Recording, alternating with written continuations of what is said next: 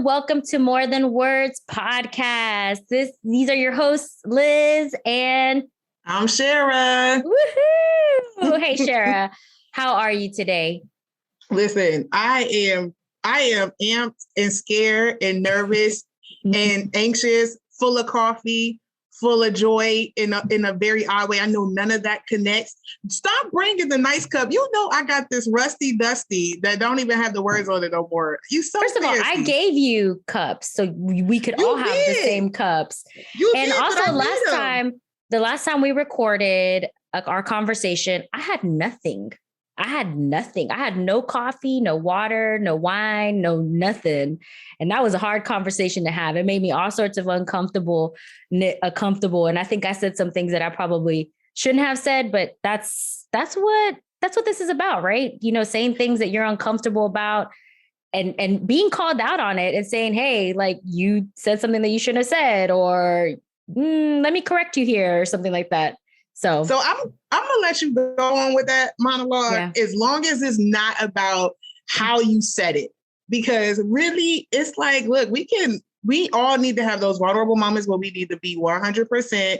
And then we can come back and be like, you know what, that was a moment that I could have been a little bit more clear because maybe my wise mind was running my emotional mind versus my logical mind. So all those good things. But no, I'm feeling all those things, right? This topic has me all over the place. I can't wait for y'all to meet our guests. We'll wait for that. But like, you know, when we think about all the topics that we put on that we want to discuss with our audience, this was one of the scariest ones. And Liz, you pushed me to put it on there. Once again, if you just joining this podcast, Liz has forced me to do this podcast. I'm making some eyes. Influence. For those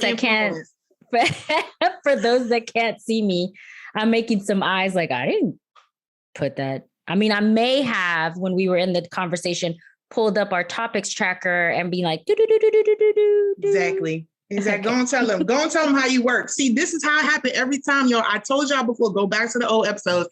Liz will talk you into something, and before you finish the sentence, it is done. Don't do it. Be prepared. When you meet her, don't be mad when to finish that conversation. Your name is on some subscribe list, or you about to sign up for some walk. Because I think I did. I got something about a t-shirt. Yeah, we're doing a walk. We're doing a walk. Mm-hmm. But and our guest today, actually, my mind is going right now too. So I'll warn them later on because they don't know who I am now. Yes, but anyway, it's coming. I've written a lot of things down for our guests, and I'm really excited about it. But So don't hit that 30 second. Don't hit that 30-second forward yet, y'all. Hold on, because I got something for you. So tell us your what would your auntie say moment. Okay, y'all. So y'all know what would your auntie say is normally about, boldness, courage, all those like daring moments, right?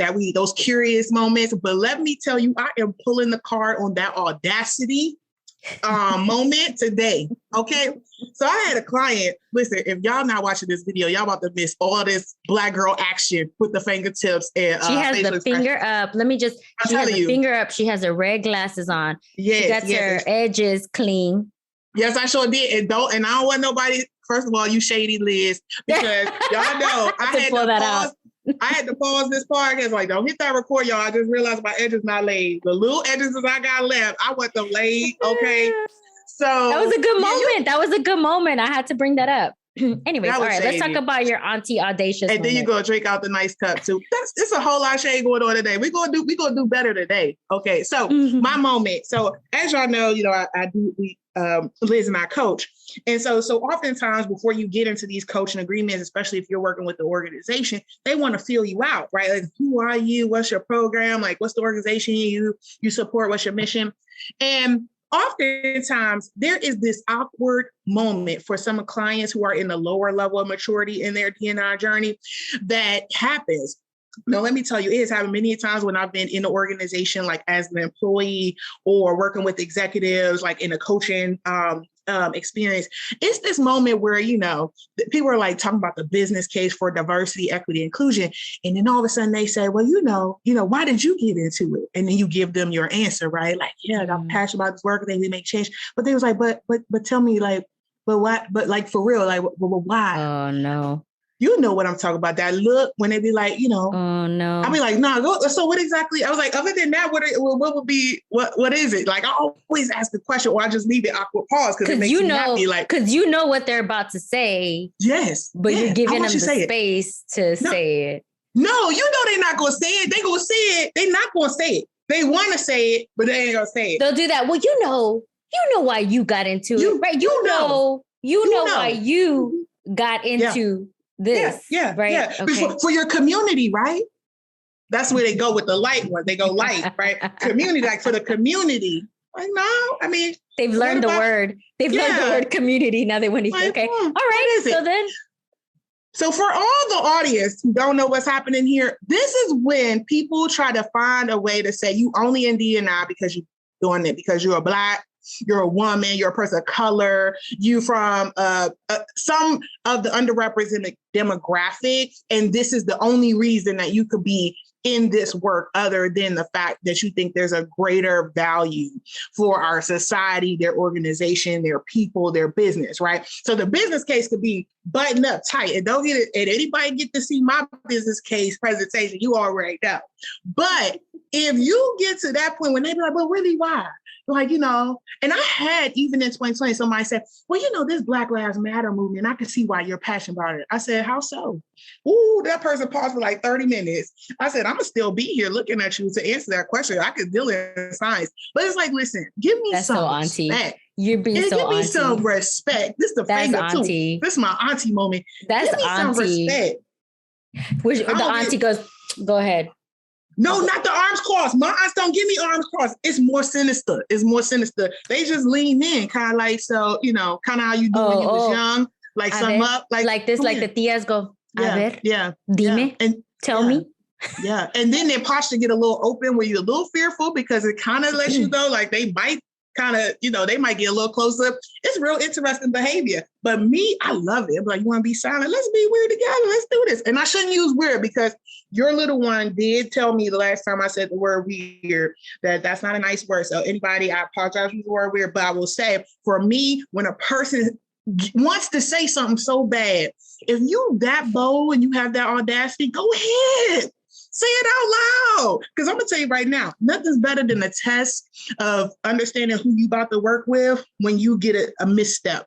So go ahead. That's what I enjoy. That's what I enjoy. And I think we're going to have this conversation very shortly. This is going to, it does relate to a lot of it. It's like, let's just go ahead and have that awkwardness and the I don't know moment. And like, why are we so afraid of not knowing or afraid of just saying something? Like what happened? What happened? That this caused this fear in you. What happened to being bold and courageous and brave and just saying like, I don't know, saying, hey, I'm making an assumption here and I apologize. And if they did offend you, saying, hey, I'm sorry I offended you. And listen, when you say that, I got tons of answers because that's how I roll. It's like, cancel culture, social media, fear of looking bad, fear of like being somehow. First of all, we'll have a cancel culture conversation. I think I'm going to put that down. I'm going to have a cancel culture conversation because people, it's like, well, I don't want to go into that one, but I just thought of something I was about to say. I saw something about to rip out. Go on, rip. I forgot we were recording. But I mean, like cancel culture, it's like, that's an accountability. Mm-hmm. You're getting mad because you're being held accountable. Mm-hmm. Mm-hmm. And you're being held accountable, even if you are in truth, right? If you're saying something, you're being held accountable for putting it out there and allowing others to have to be able to visually be a part of or it somehow have a level of connection to what you said. And you can, and that's fine. Okay. Right. If I write an email to somebody and they don't like it, they got 100 reasons to email me back like, I don't like your tone. Right. If I say it out loud, they don't like my tone, they don't like my hands moving, my earrings blinking, that's fine. You can have an opinion about that. But at the end of the day, for us to not to engage in that dialogue about by at least acknowledging that person to have that moment, and also having some Socratic debate, like bring it back. What happened to debate? Like, it's okay for us to have an exchange. And then sometimes it don't require any feedback at all. It's like, okay, you said what you said, I said what I said, we here.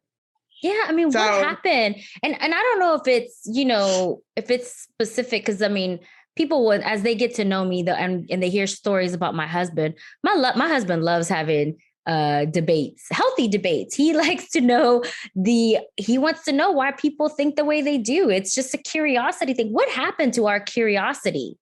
Mm-hmm. Where did that go? Yeah. But you know what though? And now I know we need to get to our next section, but I feel optimistic because I'm gonna tell you right now, is no one more inquisitive than some of these Gen Zs, right? Listen, my 4-year-old was like, "Mommy, I'm inquisitive." He's 4. I was like, "Siri, can you help me spell inquisitive? I think I said this story the last time. But anyways, he was saying he was inquisitive and he's 4 years old. And boy, does he ask some questions. Listen, you know that question that I don't know if this is right. This is probably not the right time to start that question for time and sake. But I tell you right now, nothing more bold than a Gen Z or those closer to that, or those who found their worth, confidence, and that they found a way to feel like that my authenticity is more important than how I look, right? Or how things look, according to society standards. Yep. I love those engagements because I'm gonna say right now, I had to lean in. I mean, seriously lean in on a 3-year-old one time. And I know they were 3. I don't know if they was 3, but in my mind, it was 3, but the conversation was definitely at a 10. I don't know. I'm not a three-nager. It was one of them height things. I wasn't sure what was going on. But when I tell you, this kid had me engaged. I mean, we was talking for 15 minutes and I forgot I was supposed to be here for their parent. But let me tell you what, the questions that child provided, we had a good conversations about thinking differently. This kid basically was saying, look, you are an old adult, right? You forgot your passion to be curious about things. Oh, and he proceeded to go and pick up all the things. He was like, so what do you see here? And how do you see here? And he went on this little journey with me and basically was like, you see a pen, but I see a dart and I see this and I see that. And I mean, first of all, he read me like for real. I was like, you know what? I need to do better. You right, little kid. Go on. Let me talk to your mama. I love it when kids school us. I love it. School them. All right, Sharon. Well, that's a great auntie moment. I love it. I wish I was in that conversation. No, I apologize. But let me go ahead and get to our guest. So this is my turn to introduce the guest. And so the person you're about to meet, right, is a person whose reputation preceded him well before I ever met him. So I had a whole nother life that we could talk about at another time, but I worked overseas. And the company that I worked for at the time was, kind of getting me ready to go over there, like, trying to give you the debrief. Now, keep in mind, y'all, just if you ever, as a person of color, there's a debrief the company give you, then there's a debrief people of color who either been there or haven't been there give you. So depending on how people relate to you, you might need to get both, right? So I got my company debrief one, I'm HR, so I do that for other people. So I was like, yeah, I'm ready for Africa. Well, long story short, somebody pulled me aside. I was like, I heard you go to Africa. Let me tell you about this person named Robert. So first and foremost, just some cues for you. If someone ever say, hey, have you met or do you know somebody, insert their name, typically they trying to give you like the ping ping that it's something about you that's relatable to this other person. In this case, he was a Black man, just FYI. Let me just get to the short of it. So his reputation had preceded him. They was like, yo, you need to get with Robert. I'm talking about 45 people. I'm not lying. Came to me. You better know Robert. You gonna meet Robert. Robert cool. Robert did this for the organization, man. He was the first this. He was first that. He was this. So first of all, that's not a lot of pressure for the normal person, but it was some pressure for me because I'm like, okay, first of all, I'm coming in here with my full, self. I'm trying to be here too. Like, who is this person? So I get greeted by Robert, right? When I on literally my first day in Africa, and Robert comes in full on African garb because we are in Africa, shirt to the T, right? Like he got it customized with his khaki pants. And he come out, he's like, oh, hey, Sharon, how are you? Nice to meet you. And, he did the professional salutations. And as soon as my white manager walked away, Rob was like, I see they got another sister here. I said, wait a minute. Wait a minute, Robert.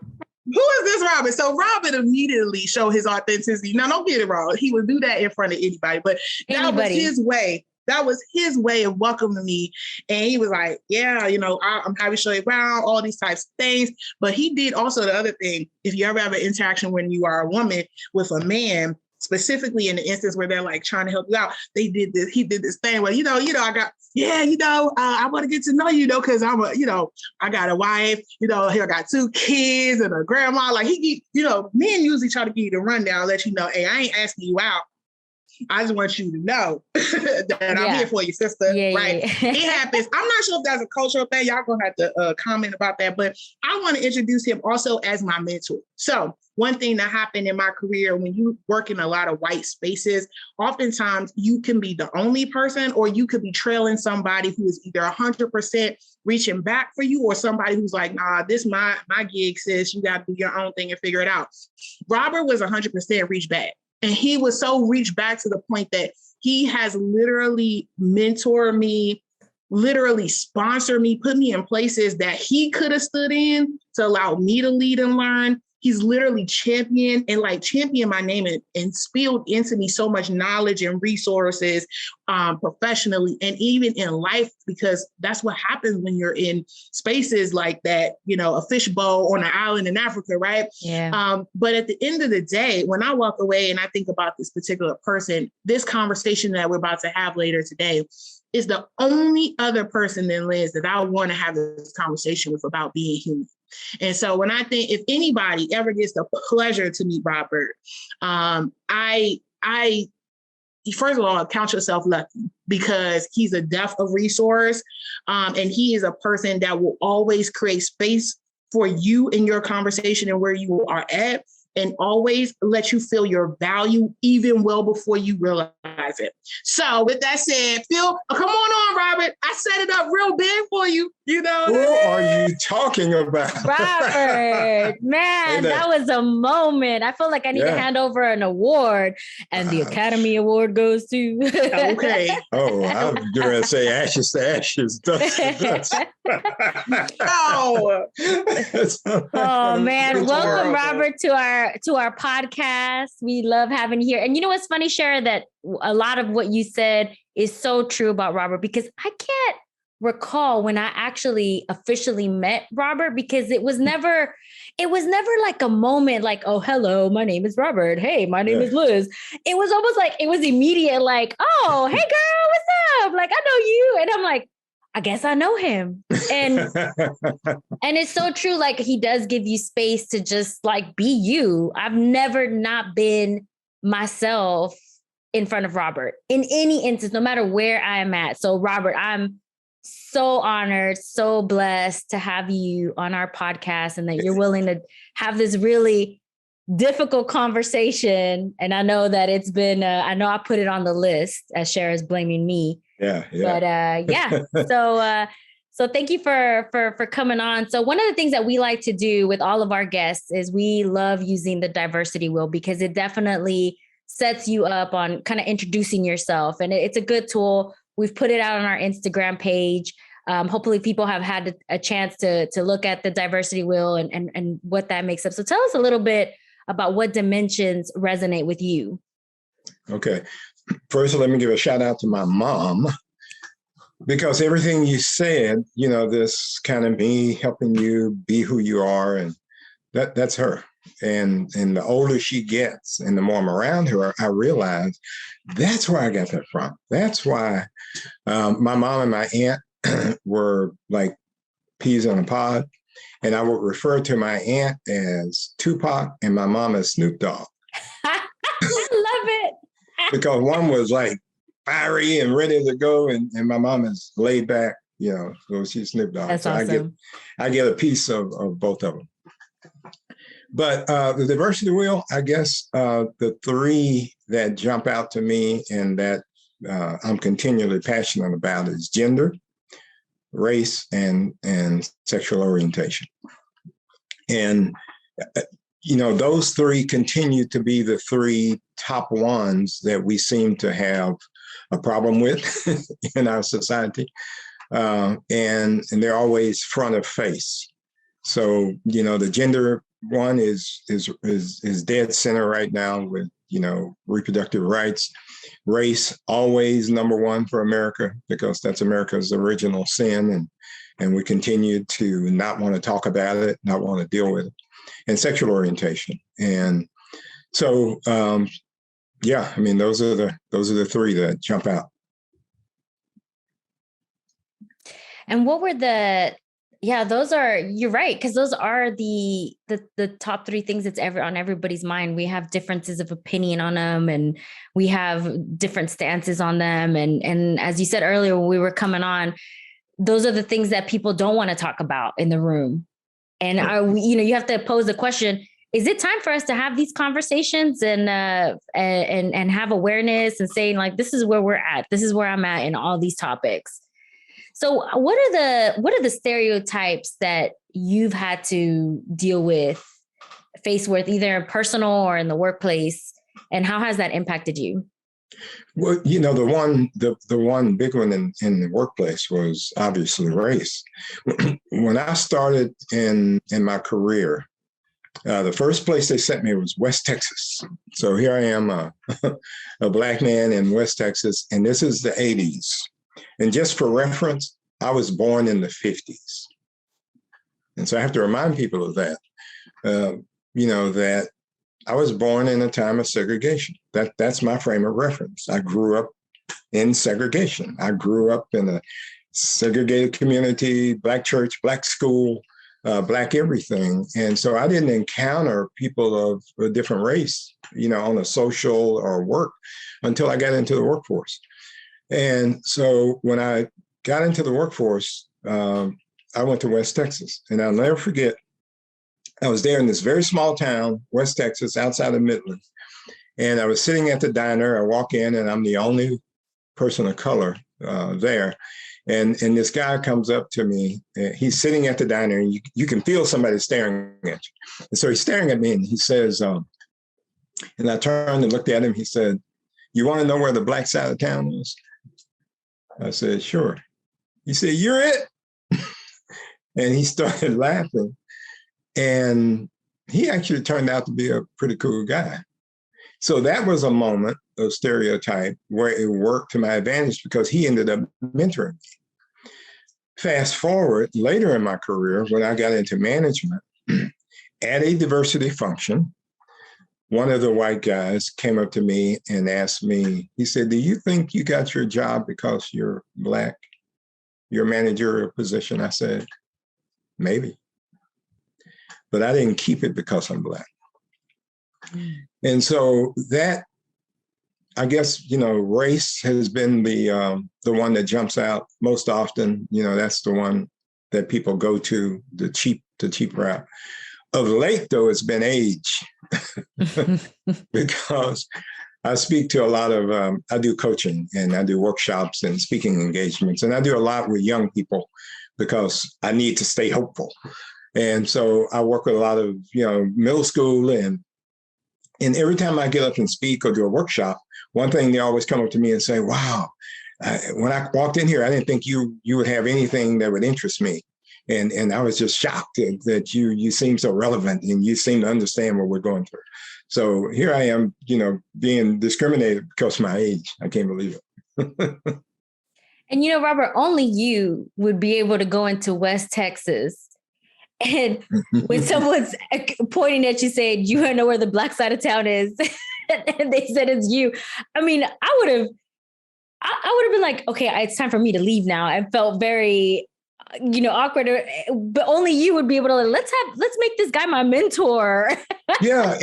And I think, and the reason I keep going back to my mom is because I've watched her in those kind of difficult things. I mean, my mom, grew up, my growing up, coming of age was in the 60s.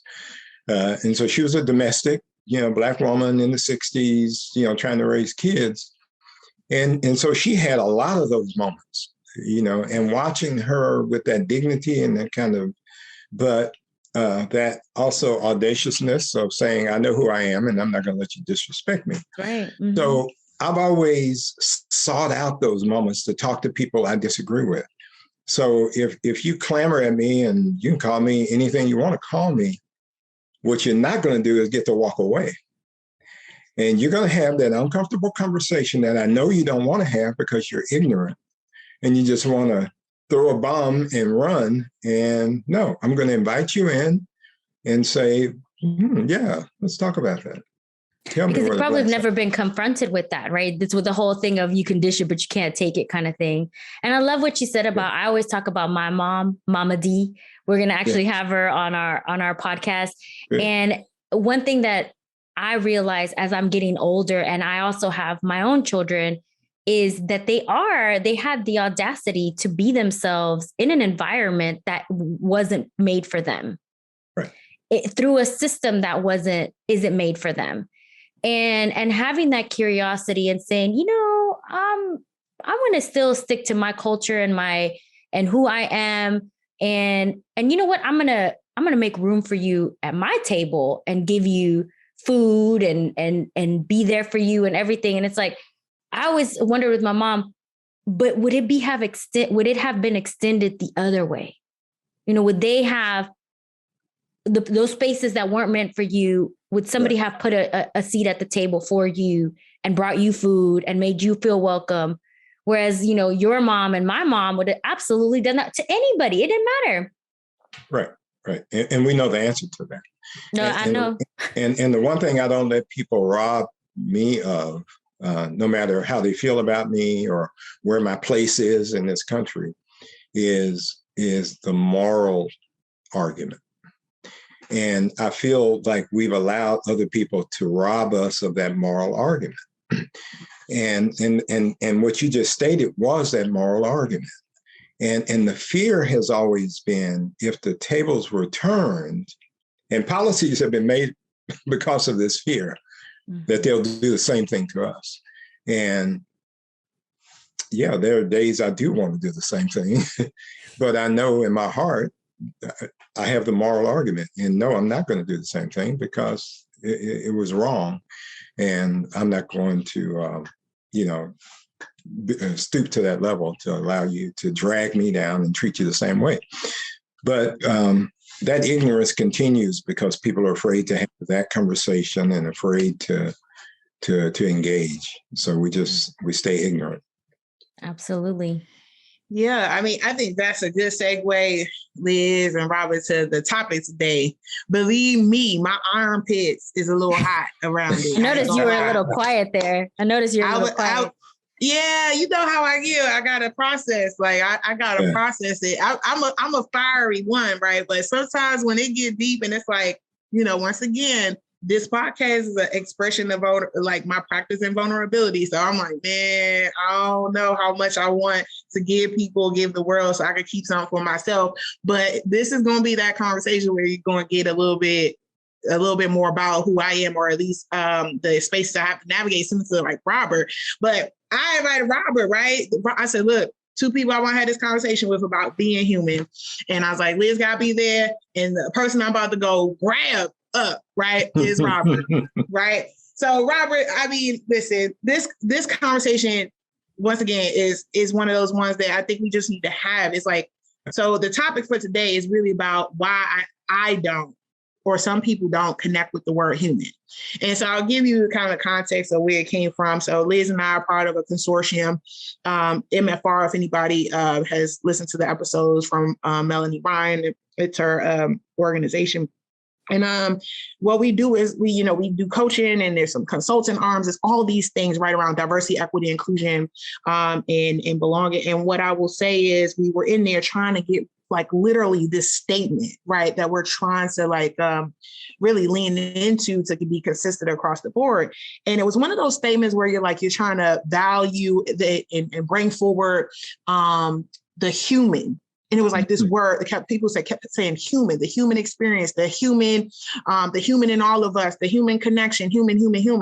And keep in mind, for the context of the room, there are two white women It's Liz, who's a Latina, and myself was Black. So we're sitting here having this particular conversation, and everybody's like robustly talking about what this word is.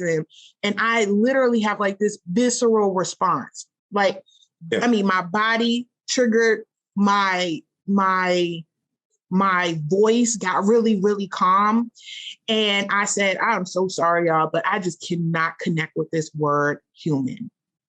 And everybody's like, kind of like, what? Like, what's going on here? And after that, they were like, well, of course, we're coaches. Like, tell me more, right? Yeah.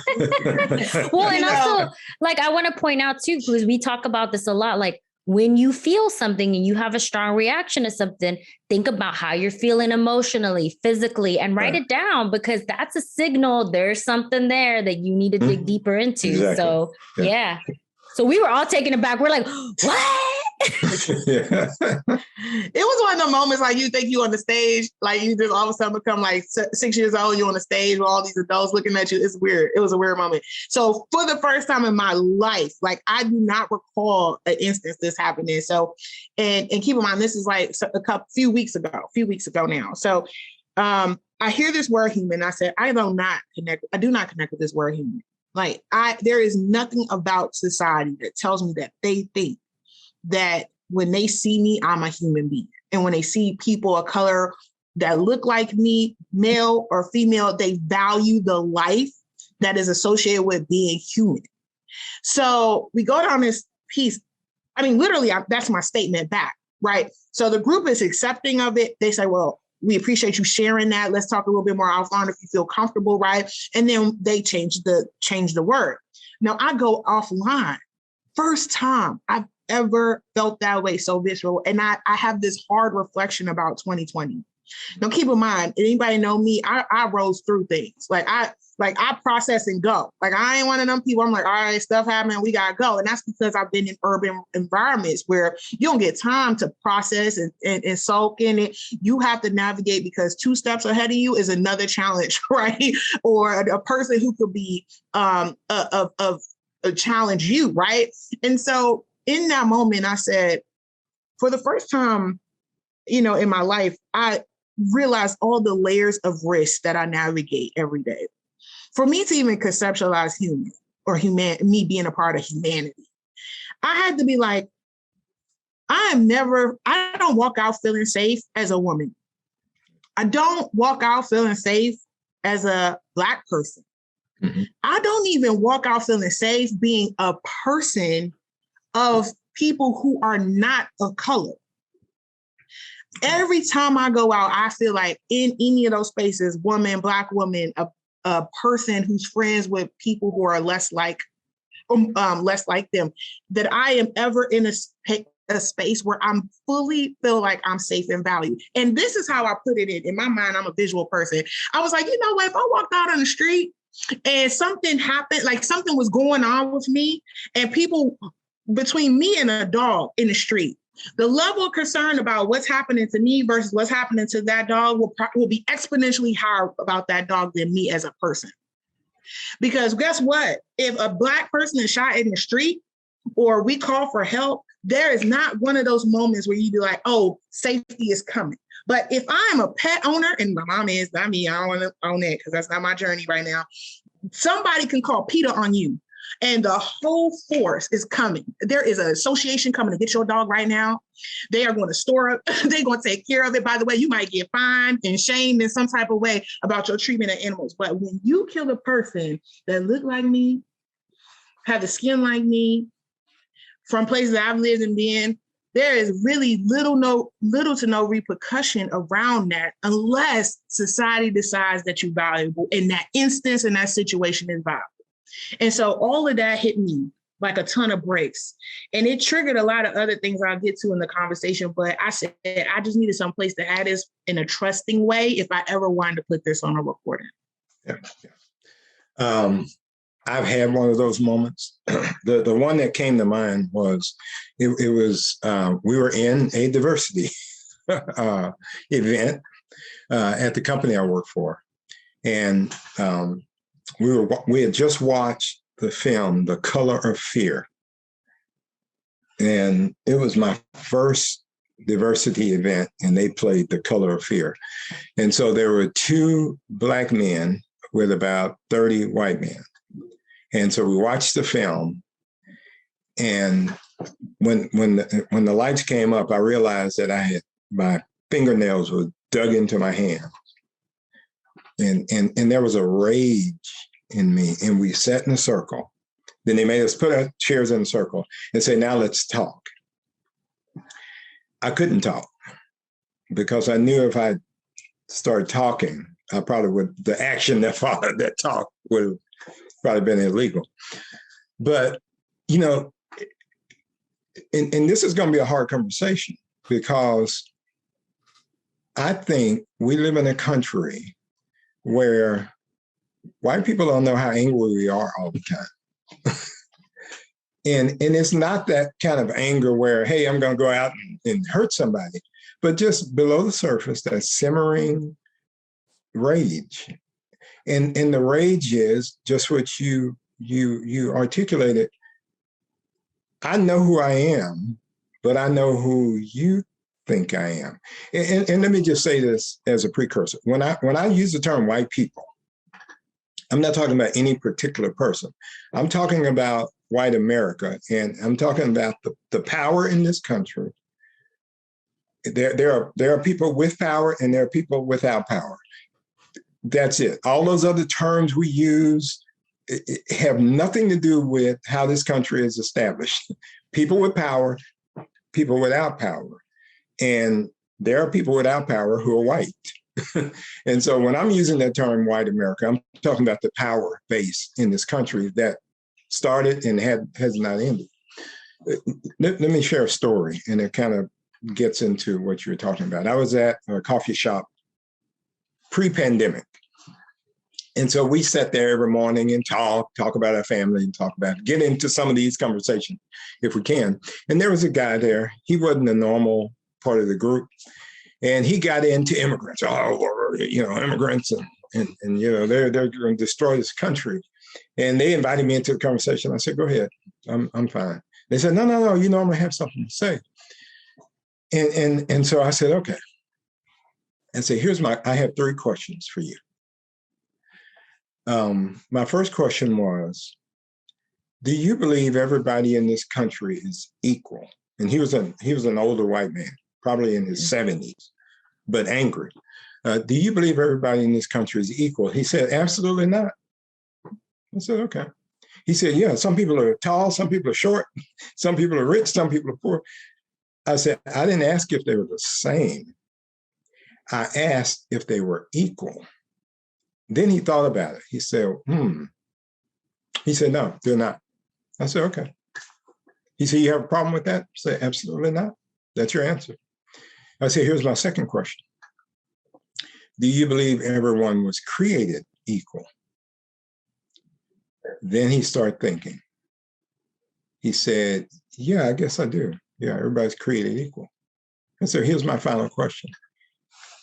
If they were created equal, and you don't think they are equal, who or what made them unequal? And he said, bah, and walked off. And I think that is kind of the rub, right? We have created a society where people are unequal. Now, sameness is a different thing from equality. Equality goes back to what you talked about, value. Am I valued the same as any other person? And this guy knew in his heart that what the truth was, but he didn't want to talk about it. So I started thinking about this question: what does it mean to be human? Now, if someone came from another planet, Cher, and said to you, I'm from, Vulcan, what are you? You would say, well, I'm human. And it would make perfect sense. And you would say, he's human, she's human. You point at anybody, no matter what race, gender, or what, because we're all human. Because that's the context for your humanity. You're talking to someone from another planet. So I think what your question really is, why do I feel problem with that phrase. It's really, what does it mean to be human in America? Mm-hmm. Because that's a different context for our humanity. And I think about it in three terms. So biological terms, what does it mean to be a human biologically, which is what you would have been describing to that alien? What does it mean sociologically? And what does it mean theologically? And so no one would question you being a human biologically, because we have lungs, we don't have gills, we breathe air, we drink water, we eat food, we have legs and arms, we're human. I was hesitant to bring up the theological, and the reason I do bring it up is because some of the very people who claim to believe in God have a problem with accepting my humanity, your humanity, Liz's humanity. But the biggest problem we have is sociological. Who made us unequal? I was born a human at birth. I was created a human at birth. Martin Luther King said, I'm tired of marching for something, for a right that I had when I was born. And so it's difficult for people to have that conversation. The response of those people in that room was, I can't believe you feel that way. And the reason is because they can't understand what that feels. There are people with power and there are people without power. And the powerless have been made to feel subhuman, have their humanity devalued. And the people with power don't think about it.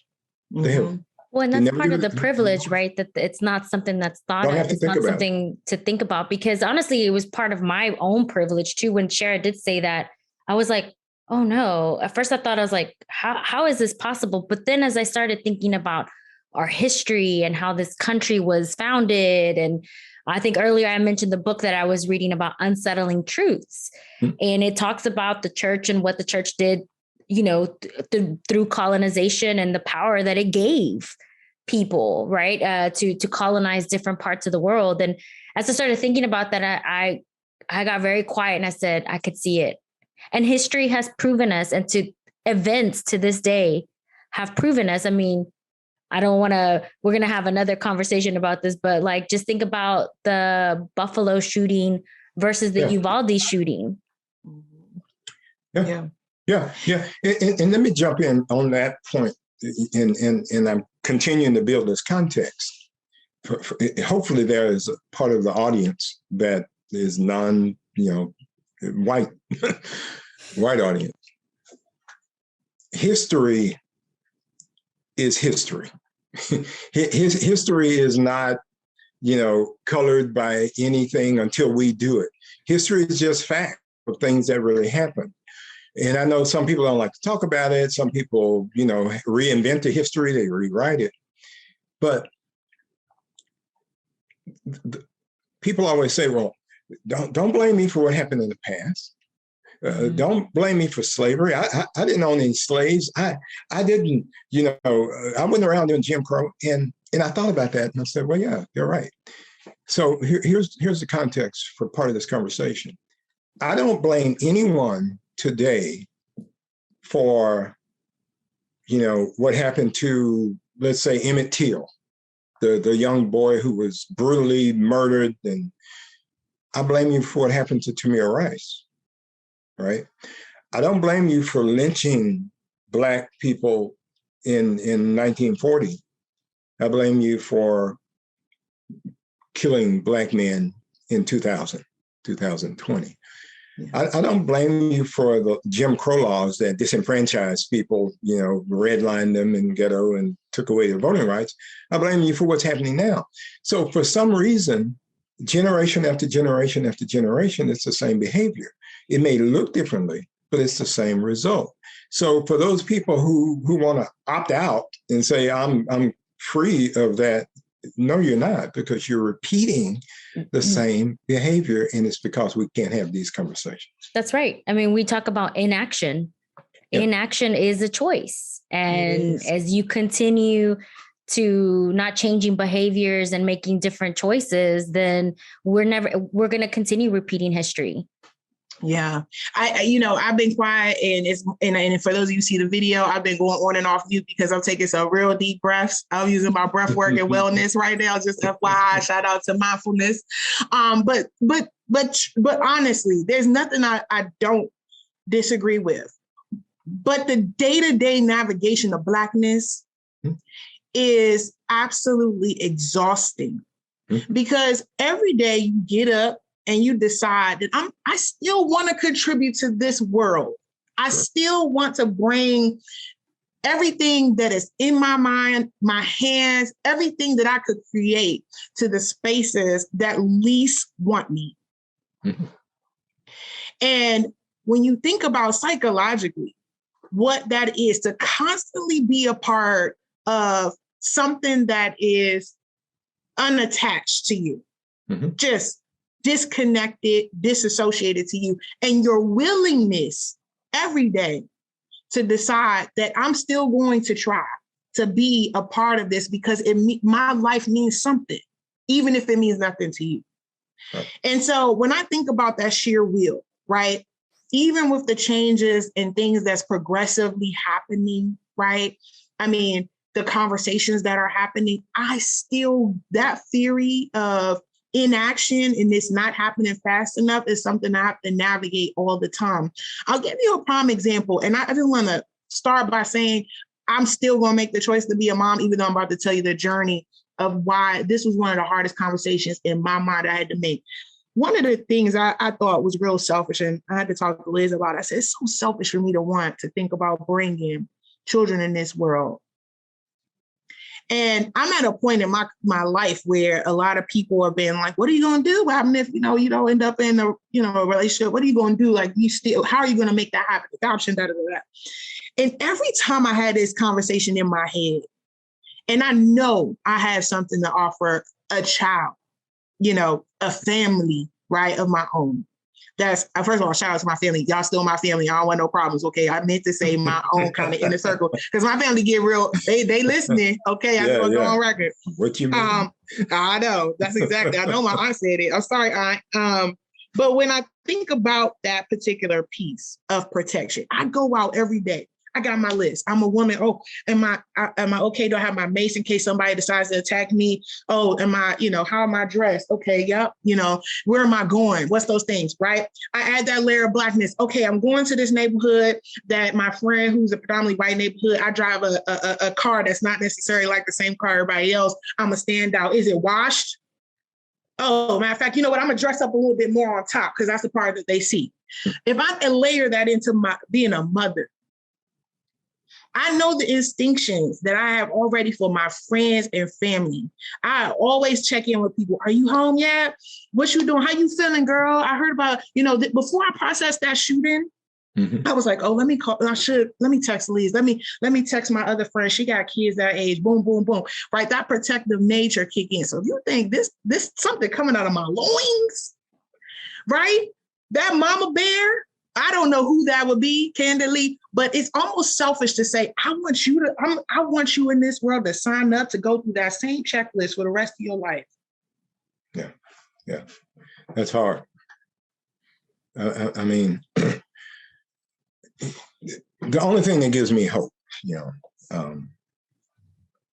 is ancestors. So, I think we forget how new this country is sometimes. And I constantly, Sherry and I have had this conversation.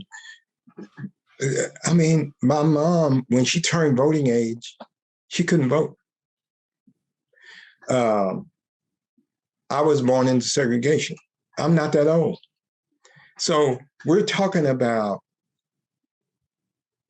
not having a full democracy ever in this country, in the 250 years that this country has been founded. And so to still be having this generation after generation after generation of you having to go through that psychological, trauma, which is what it is, of just existing and saying, I don't want to bring a child into this world. It's sad. in one sense, but it was a construct. It was created. Now, why do you have to go through that? Because this country was founded on the notion that you weren't a person, that I wasn't a person, Liz wasn't a person. Mm-hmm. And that's not even a judgment. I mean, the Supreme Court said that. The Dred Scott decision was really about this, enslaved African suing, his owner because they took him to a free state. And then the Supreme Court, and he said, well, then I'm not a slave, I'm free. And the Supreme Court ruled, and they said, it's the worst decision of the Supreme Court, but it was a decision of the Supreme Court that said when the Constitution was founded, it never intended to include Black Africans as persons. That's right. And so when we talk about humanity, that word human, that's how we codify it in legal language as person, citizen. We were never meant to be citizens. And so if I was an afterthought, then that means I'm at best tolerated. At best. At best. At best. At best. And I will say to that particular point, if we got into legislation and the systems, right, that influence these types of conversation that can kind of send people off on tangents. I don't want to get per se into too much of that. Actually, none of that, because what I want to show is that it's a human. It takes a human experience to understand an experience of another person. Right. So at the core of the story, when you talk about McDonald's, and first of all, I did want to joke and say you was over there getting that senior coffee, but that's just an inside joke for everybody. That's not. Why are you calling him out like that, Sheriff? That's not. I got an ALP card. I'm proud of it. You go Tuesdays to the movies. It's all right. Absolutely. Listen, let me just, first of all, for those of you, that's not an ageism issue, but I don't have issue with ageism, but I had to joke about that because I always be thinking, Robert up there that senior coffee all the time. I cannot wait. I'm going to be like, you want to go to the movie? Because you know how expensive the movies are? It is expensive. $60. I'm like, no. I'm going to go to senior night. I'm like, Abuelita, you want to go to the movies with me? You're not going to understand what it says, but yeah. Why is she always taking me to the movie? Because I'm getting a discount with you. That's right. I love you so much. Just to give you context, that $20 ticket, I mean, you need about 4 of them right now to fill up your car right now. So I just want to put that in context. Like, look, $20 is a lot of money. But I say all that to say, like, I really do feel like in this moment, fear is not going to stop, right? Fear is not going to stop us or those who are been marginalized, underrepresented, not included, not felt the sense of belonging or even wanted, right, in this society. But what I will say, and I don't know where it left off, but I do want to just say this, it fuels a fire that we don't often talk about that's in the positive, right? Where you put those things of hope and progress and encourage and wanting to pave a way so that reach back is not enough. It's almost this reach forward, like, okay, no, I got you coming behind me, but let me keep pushing so that you don't have to go any single thing. You can learn from the traumas that I have, the lessons that I have, the information I have, my network exposure, all those things, so that you can push this thing forward. But it also is a responsibility on all of us to figure out how to heal right now. Like that, I joked about the mindfulness piece, but that has been the thing that has transformed me. So all y'all who know, I did get it. I go to therapy. Shout out to my therapist, right? And I'm not ashamed about that. And there's been shame about therapy in my particular family. And there was my aunties had to be bold, like, oh no, we stopping that. We doing this. This is starting here. Yeah. That's right. But also just thinking about my health, the things that keeps me as a person stored up to be able to be to lay the foundation for those who going to have the rest of this fight beyond me. Right. Yeah. To push this thing forward, to say one day that word human is going to include us. And that's the part that when I think about this particular conversation, that's the one thing I took away, and I needed it at the best time in my life, which was that's probably the catalyst of getting this podcast even more forward pushing, was there is hope in this. Beyond the trauma, it's a lot of hope. Well, we talk about our values on this podcast. Like we have, and they're out on our webpage, like our value system. And we are firm believers, right? That joy, community, self-care. I use the word love. Shara uses the word heart. We'll get into that another time. But all those things, people always say, I deserve this, or I deserve that, or these are earned. No, no, no, no, no, no, no. They are inherent. They are not things that are earned or deserved. It's just that just needs to be. And so when you talk about self-care and mindfulness and everything, it's like, and you can see it now, right? Look at all these kids that have access to guns and there's a wave of mental health issues, and we're not talking about it enough, especially in our communities, because we've been forced or pushed to traumatize. Yeah, let's say call it as it is. Traumatized to just push forward. Oh, I don't got time for that. I don't have time. I gotta put food on the table. Mm-hmm. I gotta work 3 different jobs, and maybe because when I was growing up, my dad spent maybe half a day with us a week. So we never saw my dad because he had to put food on the table. My mom had to put food on the table and navigate through these very white dominated areas, especially in their time when they came over to the US, which was in the 70s and 80s. And it's like, no, all of this is just compounding, and we need to talk about mindfulness. We need to talk about mental health, and it's okay. I see a therapist too. I get coached by so many different people. I journal, I meditate. Why can't I do that? Why is that exclusively, or what in my mind, and this is going to be me saying this and I might get dinged for it, but I saw that as a white thing. Mm-hmm. Yeah, that white people go to yoga, that white people do meditation. Yeah. No, that's not what it should be. Well, there was a stigma attached to it, especially when I grew up. You nothing wrong with you, boy. Just get over there and sit down somewhere. That's your problem. And as a community, there was a trauma that we experienced. Imagine, going through that kind of trauma in your personal life, and then someone saying, you don't need any therapy, you just tough it out. And so a generation before us had to try and tough it out. And so when you have a lot of these pathologies and dysfunctions in our family and our community, that's where it came from, because we were traumatized without any help. Now, what I don't do is play the victim. I'm not a victim. I'm who I am. I'm this person who went through this trauma, but I've been victimized by it.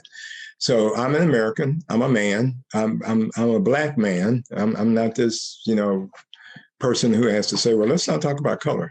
Oh, that's who I am. And those things were associated with people who had the means and who, but the reason we said that happens in white communities is because Black people felt like their strength came from the ability to tough it out. First generation Latinos, we got to tough it out. I came through trial to get here, and I can tough it out. And we're humans. We are people who are fragile. We break if you push us too hard, and we do need to get, have, if not professional therapy, have a village of people that we can reach out to and talk to. That's right.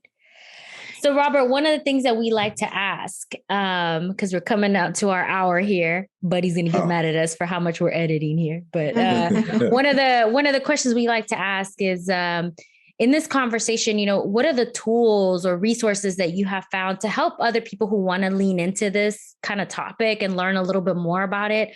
What are your tools that you give out to people? The one I use the most, and I have a lot of tools I use, a lot of, but the one I find myself using the most is not even a DEI tool. It was a tool by Stephen Covey, but it's a maturity model.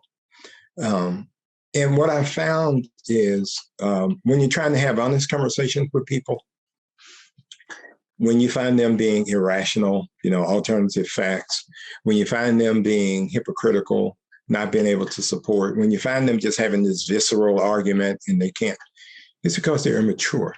It's because you're dealing with somebody who can't have an adult conversation. And the way they're not immature is they respond like children.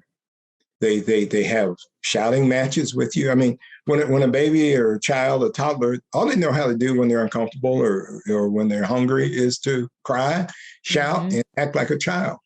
And we can't have these adult conversations when one person is having an adult conversation and the other person is having a childish conversation. And you hear it in their voices. Well, I don't care about all your facts. I know what I know. And we'll just agree to disagree. Well, that's a childish, ignorant response. And so before I have conversations with people, and when I encourage people, if you want to have these difficult conversations, and I'll send that maturity model to you, help people to have that conversation at the level that you're at. And if they can't get at that level, then help them get there. And I tell people that. I say, well, I can't talk to you because you're a child. What do you mean? And I give them their behavior and I show them and I say, here's how adults have this conversation. It's a conversation in truth. It's a conversation based in fact. And I do what I call calibrate the conversation. I'll literally tell a person when we start a difficult conversation, I say, before we have a conversation, I'll say 2 + 2 = what? And they'll say 4. I say, good. The sun rises in the east and sets in the, they say, west. I say, what goes up must come down. And I'll say, good, we agree. And we agree not because of who we are, but because those are settled facts. Can we have a conversation about equity based on facts? Can we have a conversation based on about race based on fact? Can we have a conversation based on sexual orientation or gender based on fact? And if they say, no, then fine, I don't talk. So that's the tool I think that I found to be the most versatile. And it doesn't waste my time. So once they say, I don't want to have that conversation, that's fine. Go ahead. Next. What's so funny is I do that to my kids too. Oh my gosh. I'm just realizing that I do that because they'll start kicking off. And I said, oh, you know what? We're not doing this today. Yeah. You can come and talk to me when you're ready. Talk to me normally. And when you're ready, I will be here. And I just turn around and they're like, so I do that to my kids. Well, and we have to save that energy for people who can be changed. That's right. Yeah. If we waste all that energy, and that emotion, on people who have settled in their minds that not only am I comfortable with this, I don't want it to change. I'm okay with, with having the awareness of where you're at and what you want. Yeah. And not pretending because we're just wasting our time here. You're just wasting my time. So if you don't want to push forward and have forward momentum. So, but Robert, I thank you so much for this conversation. This was incredible. And I hope the viewers really, or the listeners really enjoyed this conversation. I'm pretty sure we'll get a lot of comments and questions and probably have you a take 2 on this. We're going to have a lot of takes. But Sharon, do you want to leave the listeners with a question or a moment of reflection for them? Yeah. I mean, got like 3, but I think I know. I think we should share all of them. Like, let's just take the space for all the moments of reflection. I think a couple of things I just want to clean up from this conversation. One, my fear don't stop me, right? And it doesn't stop others like me, right? It's definitely something that you turn in. It's like fuel, right? For your car or maybe a charge for your electric car, right? You use it. You use that energy for the spaces in which is important to you, right? And sometimes you prioritize the things that are the best for you, and sometimes you don't. And no different, no matter what I look like or others look like, it's important. I also recognize that we've talked a lot about race, right? And gender, and some gender norms, right, in this particular conversation. And I just want to recognize that we have and will continue to talk about other areas of diversity that we haven't gotten to yet. So I think, if this is your first time listening, this is not necessarily the continuous thing. This is a particular topic, and you should look at the other ones so that you can find the ones that may even resonate even more with you than this one. But if I think about anything about this conversation, and I would say the biggest part of this conversation or theme for me was courage, right? A part of being courageous in the word, at least being a coach, it's easy to ask somebody to do that. But it's hard for you to take that on and do the work for yourself. And so as I work through this conversation about being human and systematic racism and my journey to motherhood and my space in some rooms that I'm least like the most people there, in all those spaces. I think the one thing that I always take away is that in this opportunity, I get to develop and be more courageous so that whatever I decide to do, I'm in a better place to be able to do it. And not only do it for myself, but to do it for others. And so if you don't take anything else out of this particular piece, is prioritize self-care, prioritize getting a coach and a mentor, and also most important, share your story. Share your story, share it in a place where you know you feel safe. One of the things I always tell people when we do our IDI debriefs is the work that you're going to do in D&I, you always need someone in your personal life that you can have these conversations with, that's going to allow you to be absolutely vulnerable, to go back on what you said, 10 minutes ago or 5 days ago, and to grow and ebb and flow. Like Robert has given me that space. And also to have that space at work, right? If you are a D&I leader, or you are a person who have any power leadership, fill in the space. If you're just an influencer and you're an individual contributor and you know you can influence and change things, then take on that responsibility to have a space to be accountable, and have somebody who, if you really feel passionate about this work, to be able to talk to about how you can help influence for the best parts of what D&I has to offer. And so have those two places, those accountability partners, and those I won't say safe spaces. Dr. Tonda, her name, what's her name, Liz? Yeah, I know what you mean. I sent it to you in a text. Okay, she was saying have courageous curiosity. It's the woman who is building the International African American Museum in Charleston, South Carolina. She said something on another show about being, courageously curious and have courageous curiosity. And I'll be honest with you, Dr. Tanya Matthews. Come on now, Dr. Tanya Matthews. There you go. Spaces for courageous curiosity. Yes. She said no more safe spaces. She said no more safe spaces. Because people define that differently. That differently. And safety has its own definition, where we always talk about common language in it. And I think what I've taken away from this too, if you're not an influencer or a D&I lead, and you are in a company who is intentionally trying to make a difference in D&I spaces in the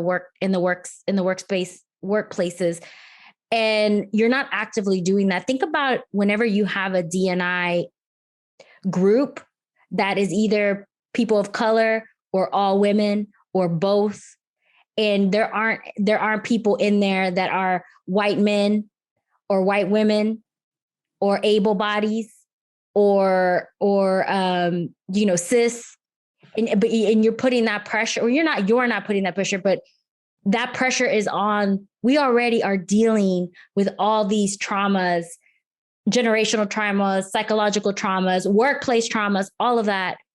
And then on top of it, we're trying to lead it forward because it matters to us. It's so important to us. We're trying to break those curses. We're trying to break those generational curses and create a new world, or a better world for our future, right? We talk about legacy, and that's huge for me.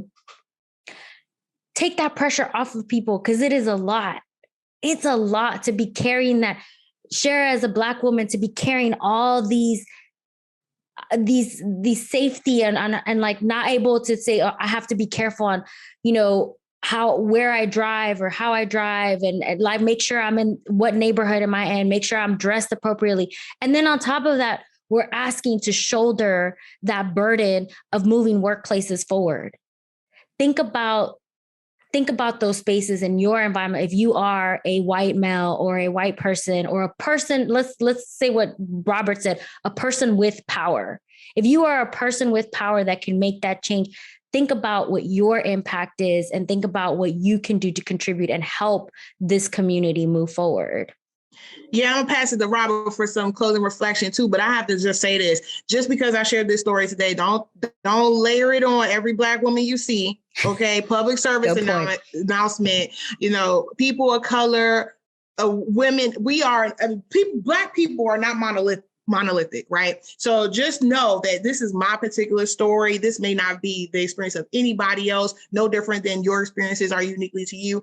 So just know this is something that is an individual story and not should not be layered onto other people, or you get curious and be like, do you have you thought about this? No, but for you to know that out of the spectrum of the rainbow, I'm just this little speck, right? In the grand scheme of all the other Blackness or Black people who have to navigate this space as well. So I just want to make sure that that is very clear, because that oftentimes is like, oh, so all Black women feel this way and all like, no, we don't. By the way, I got my own brain and I was raised a certain way and I've had different experiences that make me think differently. So Robert, any reflections, closing remarks, or anything you want to impart? I guess my big one, the word that comes is honesty. This was about being honest. And sometimes in that honesty, speaking your truth, it makes other people uncomfortable. That's okay. That's good. That's actually what you want, because it's that space of that person being uncomfortable that you can have that conversation. And so I challenge people to kind of break through that moment of uncomfortableness. The reason we're still talking about this is because we still basically live in a segregated country.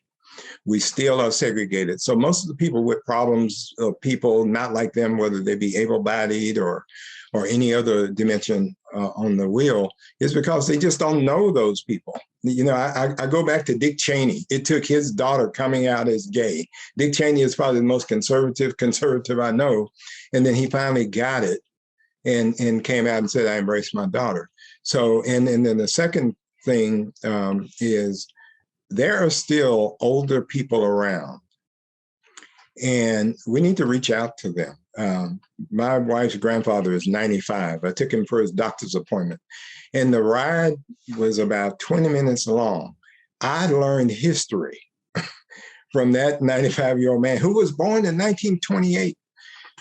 And he's just talking matter-of-factly about things, you know, his experiences. And I'm thinking, we're going to let that generation of people die off with that rich history. So I encourage anybody, you know, whether you're a Gen Xer, or, you know, a millennial or Gen Z, to seek out someone 60 and up and just listen, because it's going to give context to the struggle that you're fighting, and it's going to give you a way to kind of connect and possibly get some healing in the process. Yeah.